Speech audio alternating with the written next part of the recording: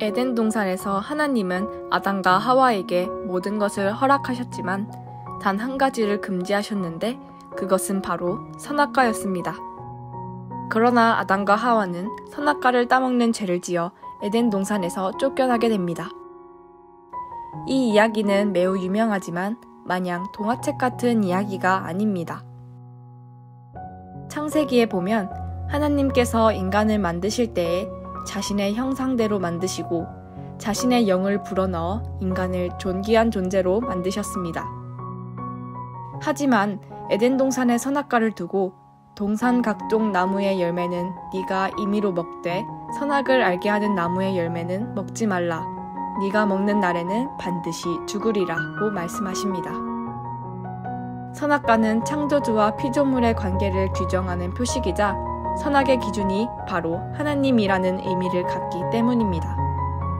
즉, 선악과에는 우리가 선악의 기준인 하나님의 권위에 복종해야 하고 그 아래에 있을 때에만 생명을 누릴 수 있다는 하나님의 뜻이 담겨져 있습니다.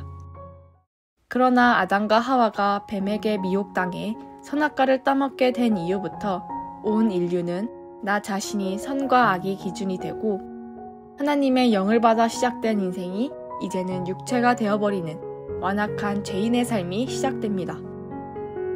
선악과를 따먹은 인간은 그때부터 자신이 하나님의 자리에 앉게 됩니다. 내가 만물의 기준이 되고 내 생각이 기준이 되고 사실은 그것이 내 기준이 아니라 마귀가 주인된 삶을 살기 시작하게 됩니다. 우리들은 나름대로 신앙생활을 하며 살아왔지만 내 삶의 모든 것을 내 마음대로 재단하고 미움, 시기, 질투, 원망, 분노, 교만에 빠지기도 했으며 내 육체가 내키는 대로 해왔습니다. 그래서 에베소서 2장에는 우리가 육체와 마음에 원하는 것을 하여 본질상 진노의 자녀였다 라고 말씀하십니다. 하나님이 창조하신 원리대로 우리가 살아가는 것이 아니라 오직 육체와 마음에 원하는 것을 하여 본질상 진노의 자녀가 된 것이 선악과를 따먹은 결과인 것입니다. 그렇다면 우리는 어떻게 구원받은 하나님의 자녀의 삶을 살아갈 수 있을까요? 로마서 8장은 그것에 대한 희망을 주십니다. 그러므로 이제 그리스도 예수 안에 있는 자에게는 결코 정죄함이 없나니 이는 그리스도 예수 안에 있는 생명의 성령의 법이 죄와 사망의 법에서 너를 해방하였음이라. 우리에게 유일한 희망은 하나님의 영의 통치가 내게 오시는 것입니다.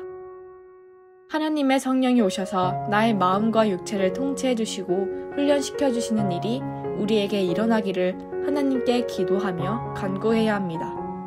더불어 우리의 육체와 마음은 평생토록 귀신이 시키는 대로 살아옴이 훈련되어 있는 존재이기 때문에 우리의 몸을 쳐서 복종하여 성령께 따라가는 훈련을 해야 합니다. 천하의 사도 바울도 내가 내 몸을 쳐서 복종하게 함은 내가 남에게 전파한 후에 내가 도리어 버림을 받을까 두려워함이라 말씀합니다. 육체를 가진 인간은 이 땅에 사는 날 동안에 이 육체와 마음이 원하는 대로 사는 삶에서 결코 자유롭지 못한다는 것입니다. 육신을 따르는 자는 육신의 일을, 영을 따르는 자는 영의 일을 생각하나니 육신의 생각은 사망이요 영의 생각은 생명과 평안이니라. 귀신은 끊임없이 우리의 육신을 부추깁니다. 내 삶의 주변을 맴돌며 내가 연약한 모든 영역들에 대해서 덫을 놓고 있습니다. 하나님 성령께서 통치하시지 않으면 언제나 다시 육신에 빠질 수밖에 없는 존재임을 기억해야 합니다. 따라서 우리는 매일 기도 속에 죄와 싸울 수 있도록 도와주심을 간구하며 마귀에게 길들여져 있는 마음과 육체가 하나님께 길들여지는 존재로 남은 생애를 살아가길 원해야 합니다.